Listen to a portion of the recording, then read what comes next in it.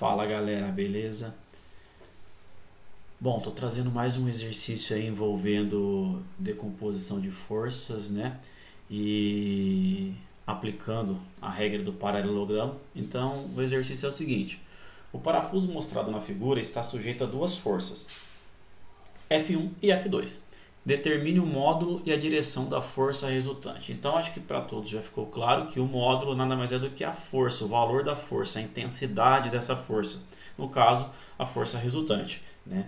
E a direção, ou seja, partindo de um eixo de referência, qual que é a direção dessa força resultante. E como visto nas primeiras aulas, quando falamos sobre regra do paralelogramo, o primeiro passo é identificarmos, né, e traçarmos, melhor dizendo, as paralelas das forças que estão sendo aplicadas nesse mesmo ponto, né? Então, o primeiro passo é esse, traçar as paralelas. Então, uma vez que você traça as paralelas, ou seja, essa daqui é a paralela da força F2 e essa daqui é a paralela da força F1. De uma extremidade até a outra, você vai traçar quem? A força resultante. Então, tá aí. E agora basta preencher essa figura com os ângulos. Como assim com os ângulos? Nós precisamos entender, né, e lembrar que esse eixo aqui é o nosso eixo Y e esse eixo aqui na horizontal é o nosso eixo X, né? Essa força F1 ela está 10 graus deslocada do eixo Y e essa força F2 ela está 30 graus deslocada do eixo X, né? Então o que a gente pode definir com isso? Se sabemos que aqui forma um ângulo reto, ou seja, 90 graus, e essa força aqui, ó, ela está 10 graus deslocada, significa que daqui onde eu estou com o mouse até meu eixo X, eu tenho 80 graus. 80 com 10, 90. Perfeito? Mas eu preciso definir esse ângulo aqui interno. Ó. Pô, como é que eu defino esse ângulo interno? Basta pegar os 30 graus, né, que é até o eixo X, e depois nós acabamos de ver que esse pedaço aqui tem 80 graus. Então o total aqui vai ter 80 mais 30.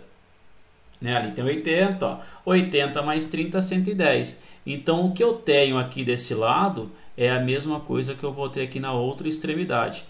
E automaticamente temos 110 aqui, 110 aqui embaixo, somam 220. Se a nossa circunferência tem 360, 360 menos 220 vai dar 140. 140 dividido por 2 para dividir esse valor do ângulo, né? Ou seja, eu vou ter 70 graus aqui em cima e eu vou ter 70 graus na parte de baixo. E por que eu friso isso? Uma vez que você identifica os valores dos ângulos, né, no paralelogramo, você é capaz de utilizar qualquer uma daquelas duas equações que eu mostrei, ou com o sinal positivo ou com o sinal negativo, né? Só tem que tomar cuidado para usar o ângulo certo na equação correta. No caso aqui, eu vou utilizar o ângulo que nós chamamos de ângulo complementar. Eu não vou usar esse ângulo interno de 110, mas vocês podem usar para fazer o teste, que vai dar o mesmo resultado final. Eu vou usar o ângulo complementar, ou seja, eu vou usar a equação da lei dos cossenos, onde o sinal é negativo. Vou traçar, né, as retas dessa figura para ficar melhor visível aí, ou seja, vou transportar os valores para esse triângulo, né? Percebam que eu peguei a parte de cima. Ah, mas se eu pegar a parte de baixo vai dar na mesma? A força resultante com certeza vai dar a mesma coisa. A direção da força resultante vai depender sempre do eixo que você tomar como referência. Colocando os valores nessa figura, nós temos os ângulos, perfeito? Aquele de baixo é a nossa incógnita, é o nosso ângulo alfa, né? Aqui de cima é o ângulo de 70 graus, lembre-se, tanto faz eu pegar aqui a parte de cima ou a parte de baixo vai ter os 70 graus. Essa é a nossa força F2, ó, a paralela que está aqui embaixo, né? E essa é a nossa força F1. E o que está em vermelho, a nossa força resultante. Aplicando a lei do cosseno, esse sinal que eu mencionei, ó, uma vez que eu utilizo o ângulo complementar, que é o de 70, e não o de 110, eu preciso utilizar na equação um sinal negativo. Ah, mas eu estou usando o ângulo de 110, o ângulo interno aqui, ó. Então aqui nessa equação, ao invés de menos, você vai utilizar o sinal de mais. E aqui, é claro, você vai substituir o valor, né? Não vai ser cosseno de 70, e sim cosseno de 110.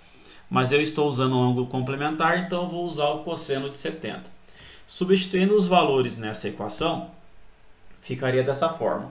Resolvendo essa conta, né? Já vou colocar de uma maneira direta, mas façam aí para ver se bate os resultados, ok? Então a força resultante ao quadrado vai ser igual a 88.957,58 newtons. Para extrair o quadrado da força resultante, ela passa para o outro lado em forma de raiz. Então a raiz desse valor nos dará que a força resultante desse exercício é aproximadamente 298 newtons.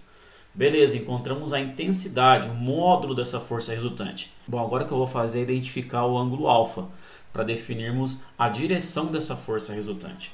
E eu vou tomar como referência o meu eixo Y, ok? Então, quem que é o oposto à minha força, ao meu ângulo alfa? O oposto ao meu ângulo alfa é a força F2. Opa, então essa força F2 ela é útil para a minha próxima aplicação.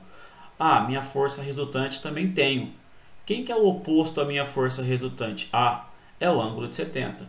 Opa, só com essa observação eu já consigo analisar e colocar na equação lei de seno que o que será útil para a gente é seno do ângulo dividido pela força F2, né, que é oposta a ela, igual a seno de 70 dividido pelo oposto que está a ela, que é a força resultante.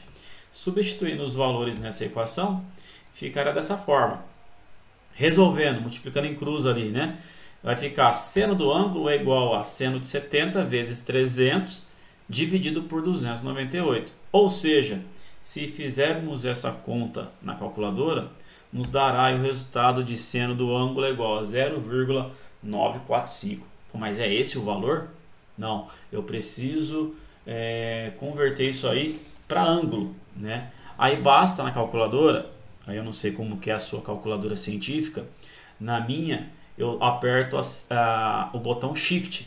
Na sua pode ter o botão Shift ou o botão segunda função, mas como estamos usando seno, então eu aperto Shift, seno menos 1, ok? Aí ele vai dar o nosso valor em grau. Ah, mas é essa a resposta final? Não. O 71,08 é apenas o valor do ângulo alfa. Lembre-se, eu tomei como referência o meu eixo Y. Então, qual vai ser a direção da minha força resultante? Nada mais é do que os 10 graus que já está no desenho, mais esse pedaço do ângulo que foi descoberto agora, ok? Então, direção e sentido da força resultante terá como referência o eixo Y e será no sentido horário. Então, eu estou considerando no sentido horário aqui, ó. Opa, então o total vai ser 10 graus, que está no desenho, mais o valor que foi encontrado, que é de 71,08, ou seja, 81,08. Ah, quem fez pelo eixo X vai dar um valor aproximadamente de 9 graus, tá? Quem tomou como referência o eixo X e não o eixo Y. Então percebam que é exatamente a diferença entre eles, mas tanto faz o lado que você assumir como referência estará correto, perfeito? Espero ter ajudado, né, para a correção desse exercício.